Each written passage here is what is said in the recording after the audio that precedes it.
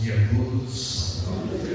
Deus nos abençoe, nos proporcione uma manhã agradável de reflexões que sejam prazerosas, mas que sejam também proveitosas. O Livro dos Espíritos ele foi construído por Allan Kardec em 4 partes, ou 4 partes. E ele chamou de livro 1, livro 2, livro 3 e livro 4. Não obstante, muitas vezes nós nos surpreendamos nos referindo a esses livros como primeira, segunda, terceira e quarta parte, que não é um grande problema. Mas a primeira reflexão que eu quero fazer antes de entrar propriamente no tema é: será que entre essas 4 partes existe uma construção? Existe uma lógica? Ou será que essas 4 partes foram divididas ao acaso? Para a gente entender isso, a gente precisa começar a entender quem é Allan Kardec. Para muitos, o espírito mais evoluído desse planeta depois do seu governador, o Cristo, o Espírito puro, que nós conhecemos depois de irmãos como Jesus. E sabemos também que Allan Kardec, durante essa encarnação na França, no século XIX, exercia a função de um pedagogo, de um professor, discípulo de um dos maiores pedagogos da história da humanidade. Kardec aprendeu pedagogia com o pessoal assim. Aí eu volto à pergunta, né? Um pedagogo desse nível, com livros escritos, nem todo mundo sabe disso, mas Allan Kardec, antes de assumir esse pseudônimo, né,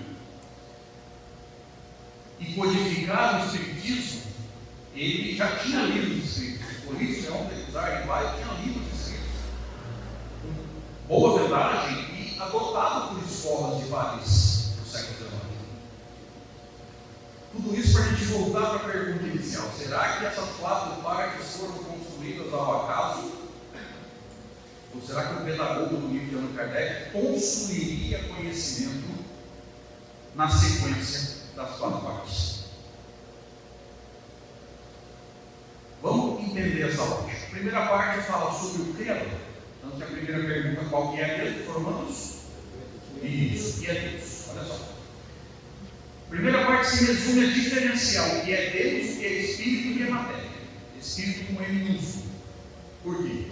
Ele ainda não vai tratar da individualidade, ele vai tratar do que o Espírito é e o que o Espírito não é. Principalmente o que não é. Ele não é Deus e ele não é matéria. Então, Deus em firmeza suprema, o Espírito, ainda com M minúsculo, ser pensante, e a matéria, o instrumento de ação e, dependendo da situação, de evolução do Espírito ou da alma. E com o tempo a gente entendeu também que cada uma dessas 4 partes do livro dos Espíritos tem as suas ideias desenvolvidas em outro livro, porque eu sempre pensei assim: o livro dos Espíritos é dividido em 4 partes. As outras obras fundamentais também são 4. Será que é uma coincidência? E aí descobriu-se, não fui eu, estou só repassando, que cada uma dessas partes se desenvolveu em uma obra. E esse raciocínio Deus, Espírito e matéria é essencial para você entender a última obra da chamada codificação das obras fundamentais, que nós conhecemos como a Gênese.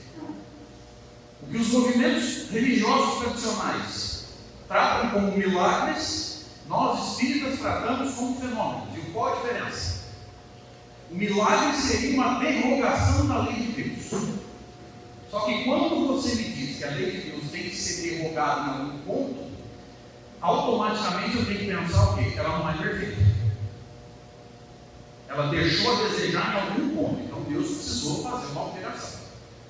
Por isso que a gente não acredita em milagres, a gente acredita em fenômenos. Qual a diferença? O segundo capítulo da primeira parte do livro dos Médiuns, que Kardec chamou de maravilhoso e o sobrenatural, ele vai dizer que o maravilhoso, o sobrenatural, o milagroso, é aquilo que acontece, é um fato, mas que a ciência não conhece nem as leis e nem as causas do fenômeno. Ele vai dizer que pesquisar um fenômeno é buscar a sua causa e as suas leis. Essencialmente, isso é a ciência, tanto a ciência espírita quanto a ciência formal que estuda a matéria. E o milagre seria o que então? O fenômeno seria o que então? Uma forma de transformação de matéria. Pelo pensamento. Sem a necessidade de nenhum tipo de contato.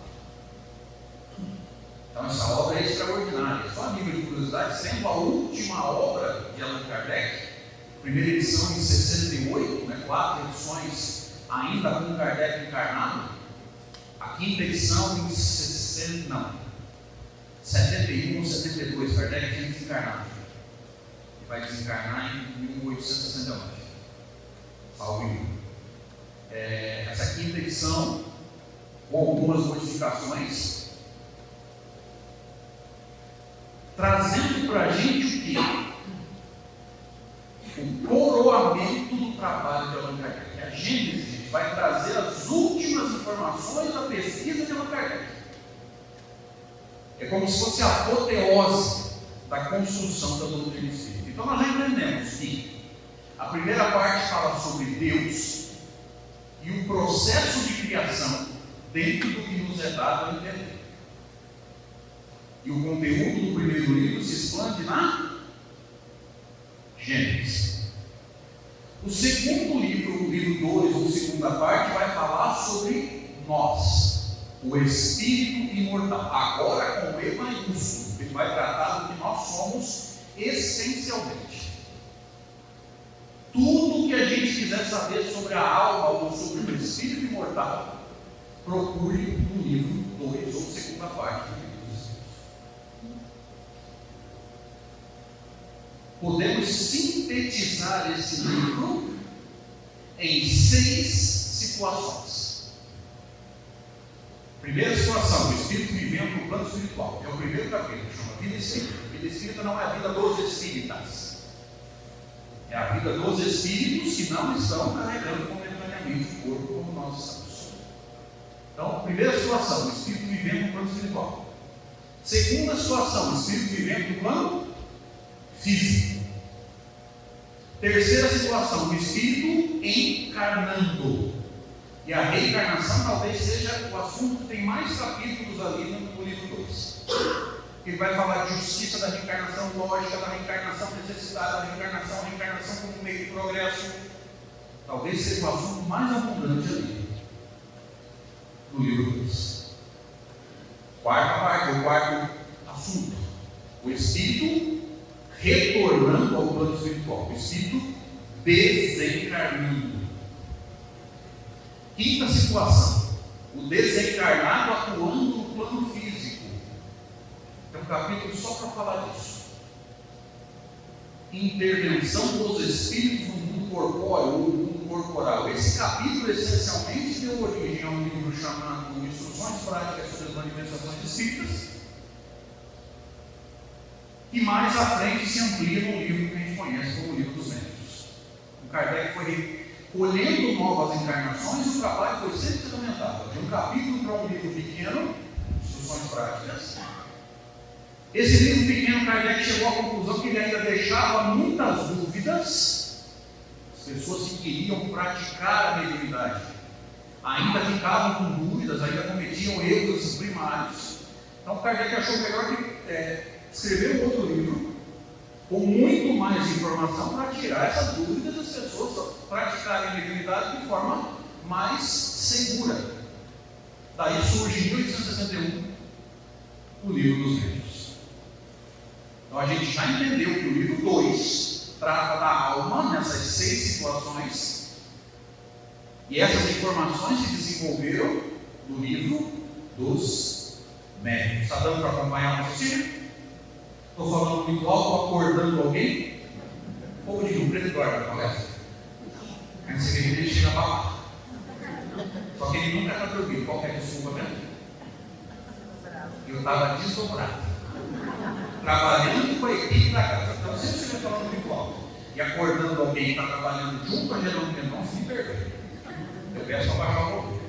Para aqueles que quiserem acompanhar a palestra também. O livro 3 das leis morais é fácil. Ele tem 12 capítulos, um primeiro capítulo chamado Lei Divina ou Lei Natural, que é uma introdução a todo o livro 2, o livro 3, terceira parte. 10 leis morais e um último capítulo chamado da perfeição moral. O que é da perfeição moral? A prática dessas leis. Percebe que é uma lógica? E as ideias ali contidas no livro 3 ou terceira parte vão se esquecer fácil. O Evangelho segundo o Espiritismo. E o livro 4 ou quarta parte, quando Kardec começa a trabalhar a noção de justiça, vai se expandir na quarta obra fundamental de Kardec, que nós conhecemos como o céu e o inferno. Então vamos lá, qual que é a lógica das quatro partes, gente?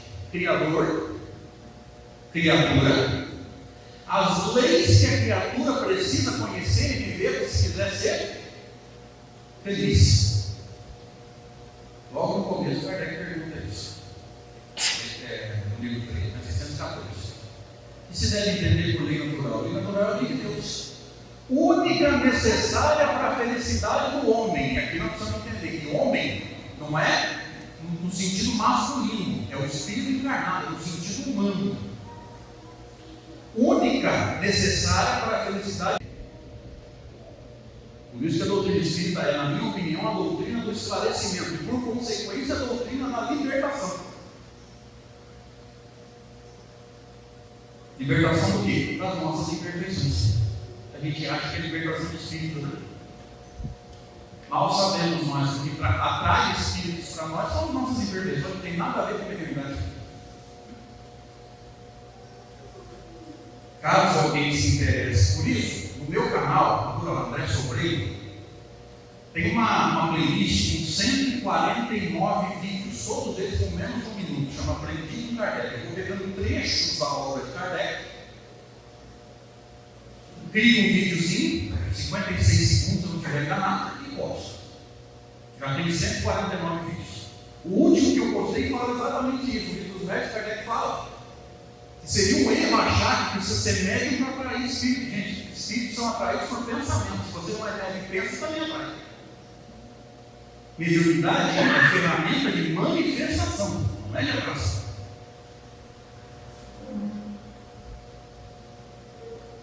Não precisamos estudar. Então vamos lá. Criador, criatura, as leis que a criatura precisa conhecer e viver para ser feliz. E a quarta parte, a justiça. O que é a justiça? Se você praticou essas leis, você vai ser cada vez mais feliz. Se você não praticou, você não pode ser feliz. Tem uma lógica ou não tem? Kardec é extraordinário.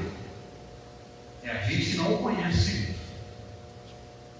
E na terceira parte, livro 3, que como nós dissemos, tem 12 capítulos, só para repetir, no primeiro capítulo, introdução a todos os outros. Todo livro bem escrito tem, na sua ordem de capítulos, uma construção de conhecimento. Vai aproveitar o primeiro capítulo para entender alguma coisa do segundo. Vai aproveitar esses dois para entender alguma coisa do terceiro. Isso é didático, isso é técnica de ensino. E Kardec é um grande criador. Então, no livro 3 das leis morais, primeiro tem 12 capítulos. No primeiro é um capítulo introdutório, que faz base para todos os outros. Depois tem 10 leis morais e um capítulo de encerramento, como nós já dissemos, da perfeição moral. Nós vamos conversar, vou começar a falar isso, posso? Estão com pressa? Pode atrasar o almoço? Vamos conversar um pouquinho sobre uma dessas leis. Aquela que Kardec chamou de lei de destruição. Se você estiver mais ou menos no meu nível evolutivo, quando eu falei lei de destruição, você lembrou do que? Fala. Isso, se encarnar agora. Lei de destruição, você lembrou do que? Pode falar. Pode? Gente, a câmera está apontando só para mim, não se preocupe. Alguém falou? Guerra. Tsunami? Incêndio? Olha que interessante, a gente fala de destruição, a gente só lembra de destruição física. Mal sabemos nós que nós, almas, estamos em reconstrução. Então eu vou aplicar a lei de destruição à nossa vida. E se a gente se reconstruir e entender essa dinâmica, quando começar a destruição física, mas por que você está falando quando começar? Kardec disse na Gênesis, salvo engano, no texto do capítulo 18, chamado A Nova Geração, acho que é esse, mas está no capítulo 18, que a evolução da Terra não vai acontecer através de cataclismos. Ao contrário do que se tem dito aí em alguns momentos do movimento espírita, a evolução não se dá por destruição física. A destruição física é a destruição da forma. A evolução é a evolução da alma. E a gente vai entender alguns aspectos desse processo na manhã de hoje.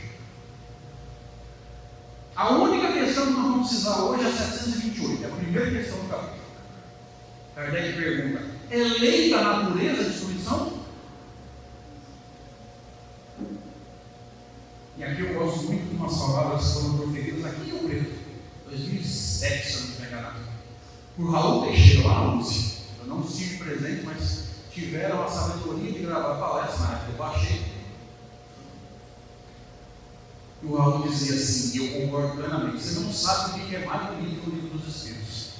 Se é a pergunta de Kardec ou a resposta dos Espíritos. A gente precisa aprender a valorizar Kardec. Quando você tem espíritos tão evoluídos para responder, você tem que ter alguém gabaritado para perguntar. Se fosse nós ficávamos assim, mas por quê? Mas como assim?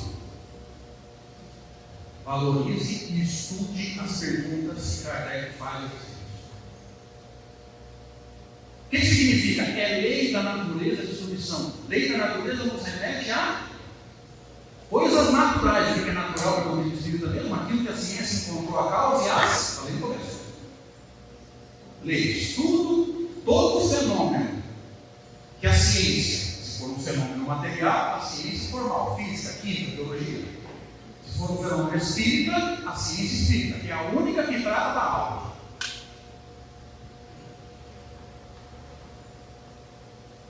Todo fenômeno considerado natural é um fenômeno que a ciência encontrou a causa e as leis. Isso denota o quê? Naturalidade. Então a pergunta de Kardec diz o quê? Faz parte da natureza o processo de destruição? E a resposta, embora curta, 2 linhas. Opa, se for para mim, não. Interessante, a gente faz a parte mentindo. Se for para mim, não estou, não estou. E a gente fala assim, os filhos não pode mentir, mas a gente faz isso, né? Toca o telefone e fala, o quê? Se for para mim, não estou. A filha mentir não pode. Esquece. Foca no tempo. Olha a resposta dos Espíritos. Necessário é que tudo se destrua para renascer e se regenerar. O para dá a conotação de quê? Necessário é que tudo se destrua para renascer e se regenerar. O para dá a conotação de quê? Objetivo. Então o objetivo da destruição é a reconstrução e regeneração no final do processo. Porque o que chamais de destruição não passa de uma transformação. E tem por fim, objetivo, a melhoria dos seres vivos. Lembra que eu brinquei com vocês? Se você estiver mais ou menos no meu nível evolutivo, quando eu falei que é destruição, nós brincamos e entendemos, pensamos, né, só na destruição física. O que chamais de destruição, porque a gente encarnado no espírito de terceira ordem, só olha a destruição. Não passa de uma transformação. Mas é a primeira parte da resposta que vai nortear o nosso bate-papo. necessário é que tudo se destrua para renascer e se regenerar. É a dinâmica da evolução da alma. Não é destruir forma física. É a desconstrução de nós mesmos. André, como assim? A alma se desconstrói? Não, mas imperfeições se desconstrói. Essa é a dinâmica da nossa, melhor dizendo, é uma das dinâmicas da nossa evolução. Se você quiser entender essa dinâmica, lembra de uma época agradabilíssima da sua vida, quando você reformou a sua casa. Bom, hein? Agradável, né? Dizem que a culpa dos problemas da reforma é a chave. Já que trocou isso, troca aquilo também. Já que quebrou aqui, quebra ali. É por isso que o custo triplica. Esquece isso. Foca no tempo. Se não sai do tempo, depois entra em desequilíbrio. Vai lá no passo, não absorve nada, a culpa é do palestrante, né? Fica fazendo piada. É a dinâmica da nossa vida. A gente desconstrói, que é a metáfora que eu usei da reforma. Você desconstrói o quê? A casa inteira. Pelo menos a grande maioria de nós. Você joga a casa inteira no chão. Você desconstrói o que não serve mais e reconstrói adequado à sua nova realidade. É isso? Pois é. Tudo que a gente faz na vida, vocês que estão se formando aí no curso de iniciação espiritismo, não só vocês, todos nós. Tudo que a gente faz na vida, a gente faz por quê? Tudo que a gente faz na vida está pautado em alguns valores. Valores morais, objetivos, crenças. Se você não acreditasse no espiritismo, você faria um curso. Você pode até fazer para aprender, mas talvez não conseguisse assim não. Oi? Larga o curso no meio, né? Que é o que a grande maioria faz. Abre-se um estudo de mediunidade. Opa, mediunidade eu quero. Evangelho eu quero. Geralmente você abre de 60, dependendo do centro, né? Vai de 60, 80, acaba com quantos? Se for 10, você pode bater pau com o grupo de vocês. Geralmente nem isso. Mas vamos lá. Quantas crenças você desconstruiu para estar aqui agora? E quando eu falo aqui agora, gente, não é aqui na ABG, no domingo de manhã. É para estar aqui no seu momento evolutivo. Alguém aqui já acreditou em alguma coisa que não acredita mais? Calma. Alguém aqui já acreditou naquele Deus que ensinaram para a gente antes de ser espírita? Como é que ele era mesmo, me ajuda? Não. Em termos de forma física, entre aspas, é como se Deus tivesse forma física. Mas tudo bem. Velhinho. Por que não pode ser novo? Chamariam ele de inexperiente? Barba branca e cabelo branco? Quando eu imagino esse Deus, eu lembro de vermelho pastor. Escrito. Bravo. Por que esse Deus na nossa cabeça, né, na nossa crença é bravo? Porque a gente é bravo. Como ele é uma abstração, está lá no livro dos Espíritos, no item 101, característica dos Espíritos imperfeitos. Tem a intuição de Deus, mas não o conhece. Deus é uma abstração.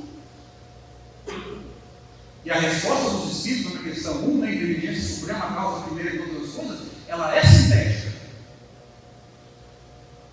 E se for responder o que é Deus, você precisa de milhares de livros só por isso. Ele é sintético.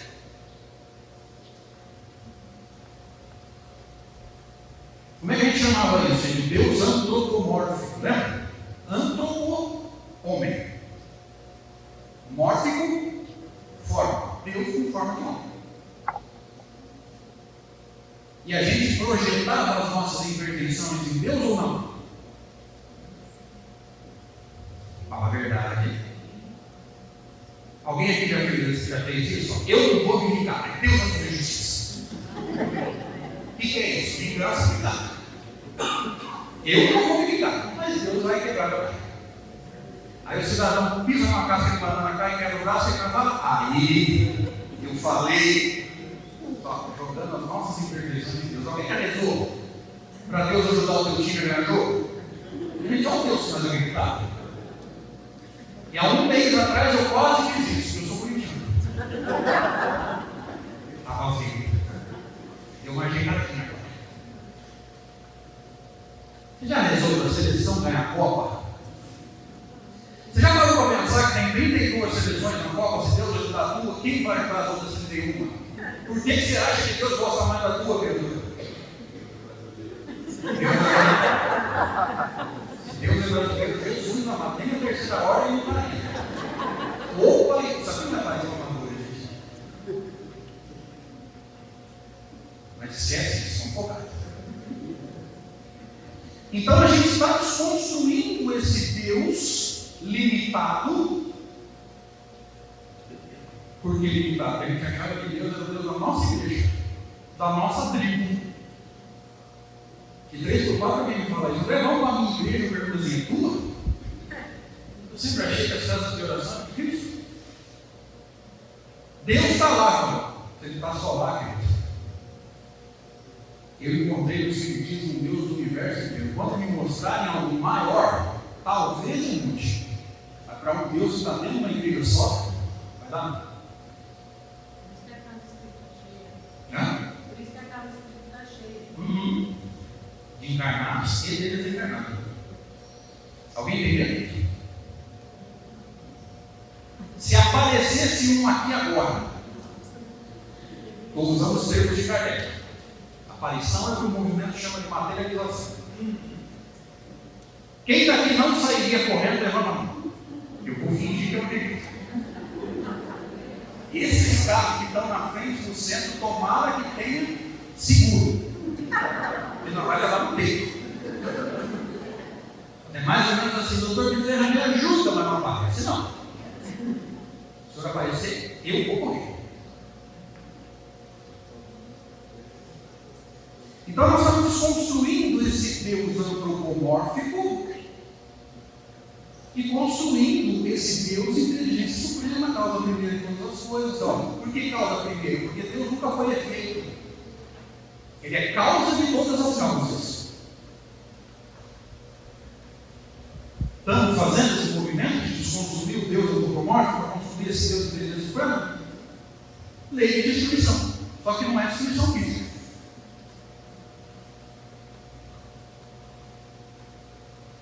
Quantas coisas você fazia no passado e de repente você falou assim para você mesmo: perdeu a graça.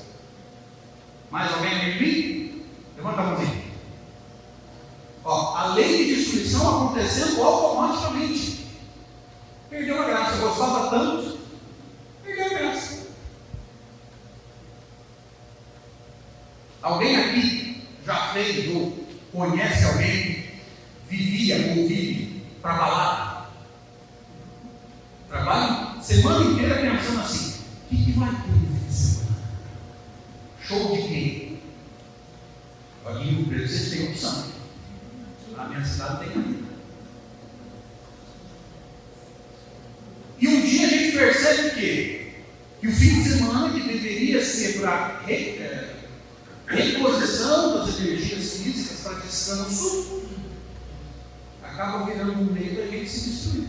Aí é destruição física. Destruição física deliberada é suicídio. E um dia a gente pensa: estou gastando meu dinheiro, estou acabando com a minha saúde, e a alma não está crescendo em nada, a alma não está evoluindo em nada. O que a gente faz automaticamente? Deixa eu parar com isso. Deixa eu pelo menos regrar isso. Né? Eu não estou dizendo que ter lazer é errado, não me entenda errado. Você conhece alguém que vive ou vivia para o carro dele ou dela? Geralmente é dele. Admitamos. Lava 3 vezes por semana. Precisa estar sujo, não. É meio que uma roda de fuga, né? A gente não consegue enfrentar a realidade da vida. Às vezes é problema emocional, às vezes é problema familiar. A gente encontra uma roda de fuga. E se for o carro, é melhor que a droga. Mas não deixa de ser uma coisa que a gente se apega. E é matéria, viu? Sinto muito te dizer. Daqui a, sei lá, meia hora você pode não ter mais. Porque roubam. Porque batem. E já pensou se a gente desencarnar e começar a obsediar um carro? Alguém está dirigindo, você está sentado do lado, gritando, breca! E a criatura não breca. E a gente entrando em parafuso, por quê?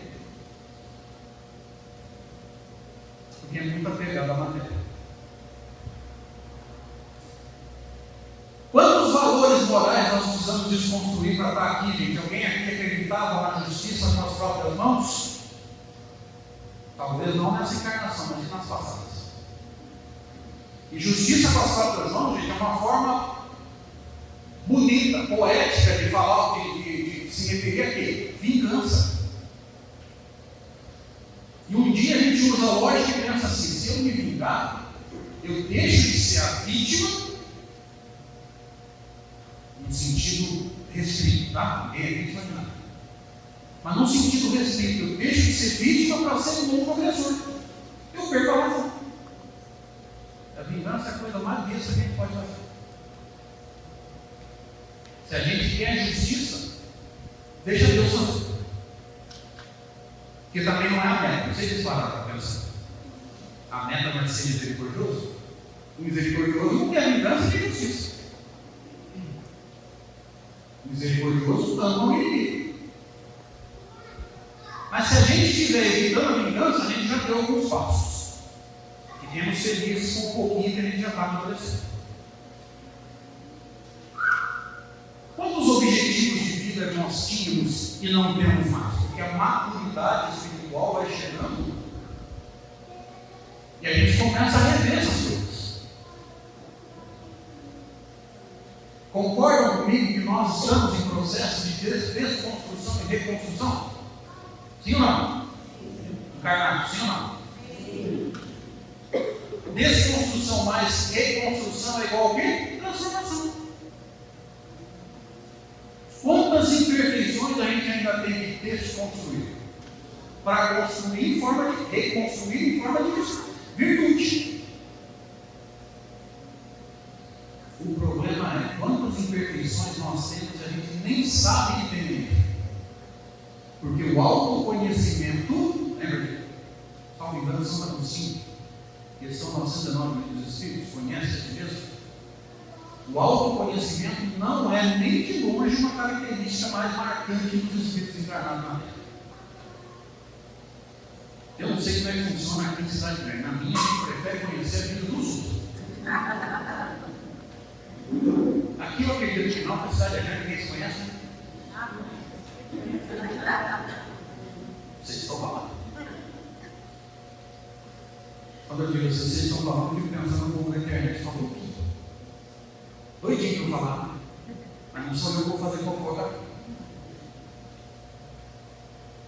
Tá bom, vamos aprofundar um pouquinho então. Então a gente já descobriu que nós estamos em processo de transformação. Nós estamos desconstruindo um tanto de coisa para reconstruir e melhorar. Vai chegar no ponto exato? Não vai ser nessa encarnação não. Mas cada passo dado tem que ser valorizado. Nesse processo de desconstrução dessas imperfeições, dessas crenças, desses objetivos, desses valores morais, você concorda comigo que alguns deles podem ter nos mantido? A gente pode ter se agarrado neles como rota de fuga durante muitas encarnações? Faz sentido ou não? Encarnados? Se você desconstrói uma imperfeição que durante muitas encarnações foi rota de fuga, vou usar até uma metáfora mais fácil, foi muleta para a gente não cair. Quando você tira a muleta, agora esquece a metáfora e volta para a realidade. Quando a gente desconstrói a imperfeição nos manter emocionalmente estáveis, deixando de fazer aquilo, cortando aquela imperfeição, como é que a gente pode estar? Provavelmente estável. Alguém aqui, além de mim, de vez em quando, se identifica perdidinho na encarnação? Levanta a mão. Pode levantar. Nem a mesma não. O povo só está vendo? Gente, com todo o conhecimento espírita que nós temos, construindo a certeza da imortalidade da alma, tudo que está acontecendo vai passar. A gente ainda fica perdido. Sim ou não? Por quê? Porque a rota de fuga nos foi tirada. Na verdade, nós tiramos. A gente jogou a muleta fora. E que bom! Quando a gente joga a rota de fuga fora, a gente está enfrentando a realidade. É dolorosa, mas eu tenho que vencer. Eu não tenho que evoluir. Alguém aqui, além de mim, de vez em quando entra em crise existencial, levanta a mão. Com todo o conhecimento espírita que nós temos, cientes de que somos almas imortais, enfim, a gente já entendeu o processo. Precisa evoluir, identificar as imperfeições deles, gente. Essa é uma regra. Ninguém corrige uma imperfeição que não identifica. Por isso, conhece-te a ti mesmo é o primeiro passo. Não existe evolução sem autoconhecimento. Se você corrigiu uma imperfeição que você não conhecia, eu vou voltar a acreditar não no fenômeno, mas no milagre. Não tem como, gente. Isso é absoluto.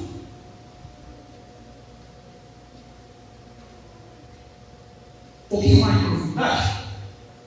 Nesses momentos em que a gente fica mais perdido do que cebola na salada de fruta. Boa essa. Em crise existencial, a gente corre o risco de depressão? Alguém aqui acha que está absolutamente imune à depressão? Levanta a mão. Eu pus até para trás para não correr isso. Acabei me confundindo. Mas nesse caso, a depressão seria por quê? Pela falta do que nós metaforicamente chamamos de muleta. Agora, você concorda comigo que, nesse caso, pelo amor de Deus, não me entenda errado, é melhor você estar depressivo do que estar usando a muleta e cometendo os mesmos erros? Faz sentido ou não? Nesse caso, pelo amor de Deus, depressão tem que ser tratada, tanto psicologicamente e às vezes com medicamento. Psicologia e psiquiatria não são ciências para loucos. É ciência para a gente não ficar louco. É o contrário. Mas nesse caso é melhor a gente estar sofrendo de vazio existencial do que se agarrar em alguma coisa e continuar cometendo os mesmos erros. Então, se nós estivermos nesses momentos, se estivermos passando por esses momentos de crise existencial, de se sentir perdido na encarnação, valorize o momento, por mais doloroso que seja. Nós estamos em transformação, nós estamos em reforma. Só que a gente não entendeu que a reforma da alma, ela é psíquica, ela é de pensamento, ela é de crença, ela é de valores morais, ela é de objetivos de vida. Não é reforma de matéria, porque matéria é a forma.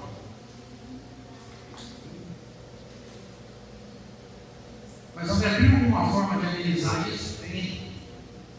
Nesses momentos de crise existencial, sentir-se perdido, depressão, volta para a essência do Espiritismo. Nós somos imortais e Deus nos ama. Essa é a muleta certa. Essa que a gente tem que saber.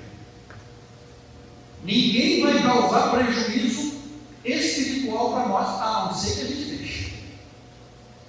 Esse é o sentido da pergunta de Kardec. Um homem mau ajudado por um espírito mau pode fazer mal para outra pessoa? Não, Deus não permitiria. Aí a gente pensa, por que obsessão então? Demorei para entender isso.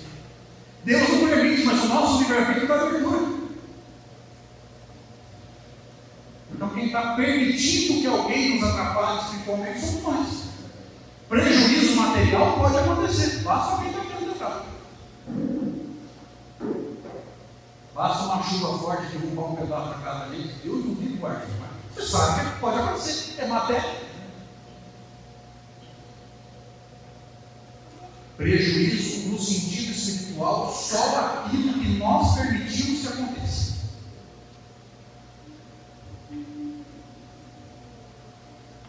E eles, esses espíritos que nos influenciam, pelo processo de simpatia, que estão 301 do livro dos Espíritos,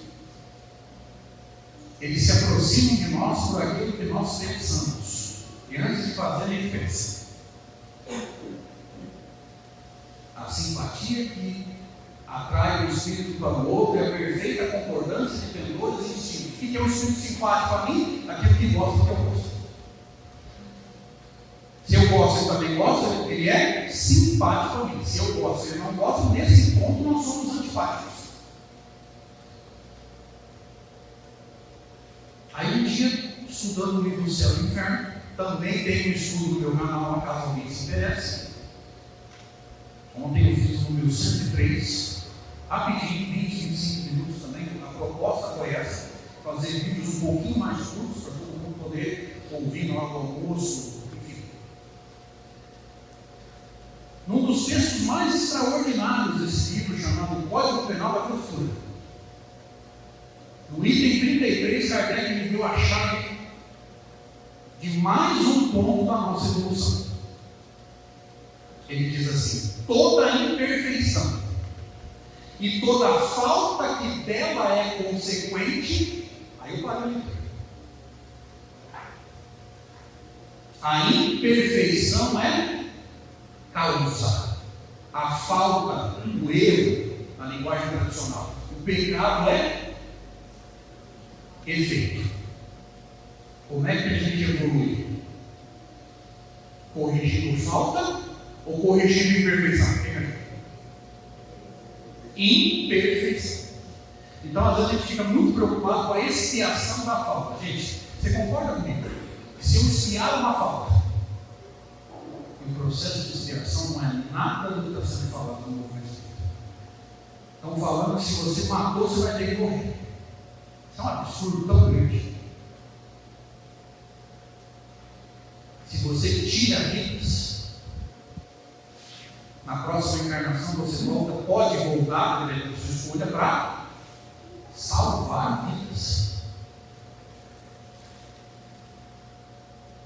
E às vezes o espírito está tão arrependido que ele pede para salvar vidas em condições extremas. Aqueles médicos que vão para a África, aqueles médicos que vão para as regiões mais pobres, chega lá, quer dar uma injeção, não tem seringa, não tem agulha, mas ele se mantém firme lá. Por quê? Porque a consciência disse a ele: tirei muitas vidas, agora precisa salvá-las. Quem matou precisa morrer. Isso é absurdo. A justiça do Espiritismo nunca foi isso. Por isso não é correto chamar a lei de causa e efeito de ação e reação. Porque a lei de ação e reação diz o quê? Obrigatoriamente vai haver uma reação, que é o quê? Uma ação contrária na mesma intensidade. Aí sim, quem matou tem que morrer. Então, chamar de ação e reação nos remete a uma lei física, gente. Lei física não pode ser usada para mensurar o comportamento da alma. Porque lei física não dá livre-arbítrio. Vou dar um exemplo. Estou saindo um pouquinho do tempo, não perco. Aliás, posso falar até agora. Entendi? Imagina que você tem um imã aqui e um clipe de papel aqui. Pela lei física, se o campo magnético do imã alcançar o clipe, o que ele vai fazer? Atrair o imã. Ok. Por que o clipe vai andar na direção do imã e não ao contrário? Porque o clipe tem menos massa. Então é ele que se desloca na direção do imã. Está claro? Encarnados. Está claro? Tá. Você consegue negociar com o ímpio? Chama ele e fala assim, ó, não atraia o ímpio. Ele vai te atender? Por quê? Matéria não pensa, não tem vontade. Ele atrai por leis físicas, não tem livre-arbítrio. Você tem como negociar com o ímpio? Ó, você vai se sentir atraído, mas resiste. Por quê? Mesma coisa. Matéria não pensa, não tem vontade própria. Então nós não devemos usar o termo lei de atração, porque atração é lei física. Lei de afinidade, linguagem de Kardec, simpatia. Os espíritos são atraídos por aquilo que nós fazemos. Se ele gostar, ele se aproxima. Se ele não gostar, ele vai procurar outro. Mas voltando para o tema, concordam que nós estamos em reforma? Desconstruindo, reconstruindo imperfeições o tempo todo. Do livro Céu e Inferno. Não se preocupe em resgatar as suas faltas, porque você pode resgatar a falta. Mas se você não aprender com a lição do resgate, quando testado, o que pode acontecer? Cometer o mesmo erro. Então veja que a evolução não está no resgate da falta. Porque a expiação limpa o passado, mas nem sempre te prepara para o futuro. A gente evolui não é resgatando falta. A gente evolui corrigindo imperfeições. E nesse processo de transformação, desconstrói daqui, constrói melhorado ali, nós construímos em nós dois personagens que Allan Kardec se refere no Evangelho segundo o Espiritismo, capítulo 17, seis perfeitos. O homem de bem e o verdadeiro Espírito. Diz Allan Kardec que o homem de bem é aquele que cumpre, olha que interessante, não é o que saber decorar texto, cumprir é difícil. É aquele que cumpre a lei de justiça, amor e caridade na sua maior pureza.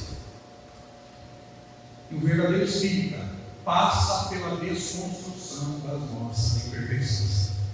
Reconhece-se o verdadeiro espírita pela sua transformação moral e pelos esforços que emprega a desconstrução para domar as suas más inclinações. Obrigado, gente.